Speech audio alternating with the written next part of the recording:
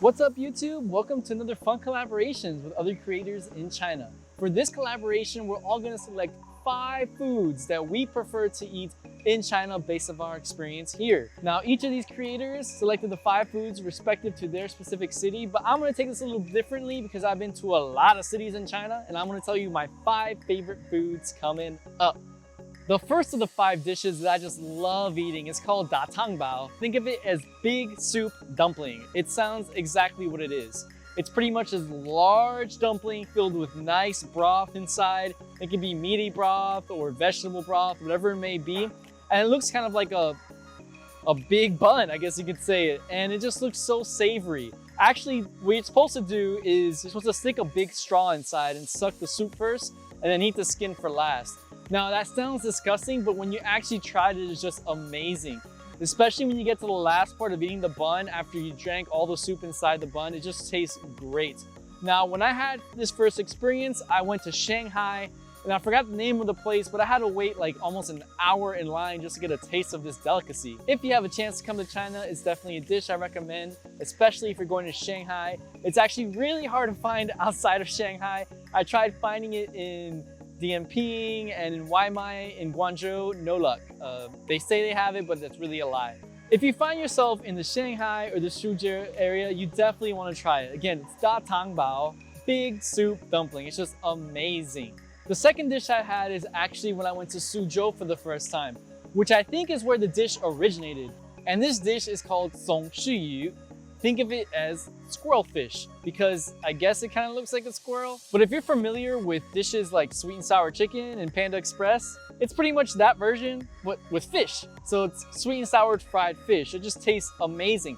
The first time I had it, I just got addicted to it. I ate the whole fish in one sitting and it looks fantastic. Like just look at it. It's just like orange sweet and sour sauce and fried fish. And again, I was fortunate enough to have it at the place of origin in Suzhou. But they definitely sell it all over China. You just go to like some famous restaurants and you can definitely find it there. It's just so savory and I just want to like eat it right now just thinking about it. My third favorite dish to eat in China, I guess you can call this a dish, but let's just call it a kind of meal, is Hotpot.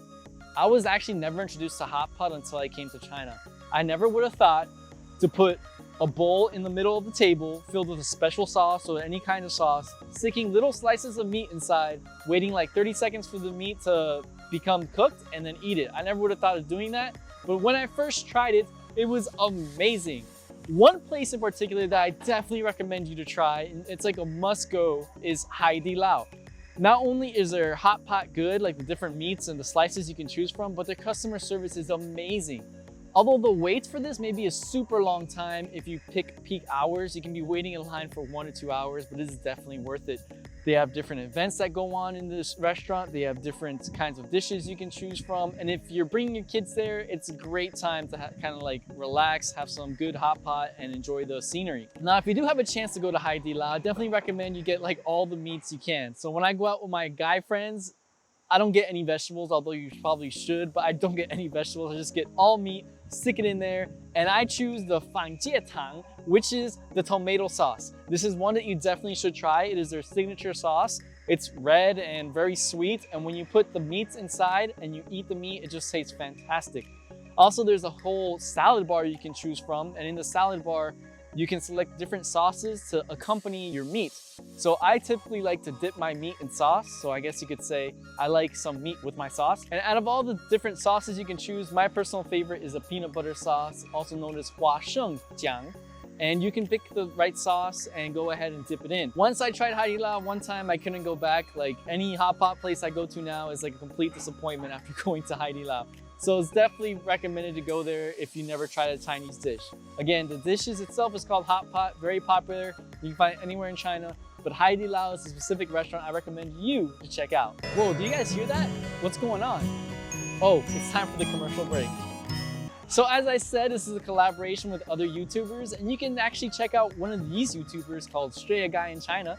His name is Rohan. He's been living in China for quite some time. He's a really down-to-earth guy. He gives you a unique perspective of how it is to live in China as an Australian. You can see all the different kinds of stories and experiences he has. So go ahead and check out his channels. You can see some of his footage right here. I'll put it down in the description down below, but make sure to have a look at his channel. So let's get back to the fourth dish that I recommend you have in China if you're coming here for the first time. And this is kind of cheating, but it's bubble tea. Yes, bubble tea. So I actually first got introduced to bubble tea in the US by my wife.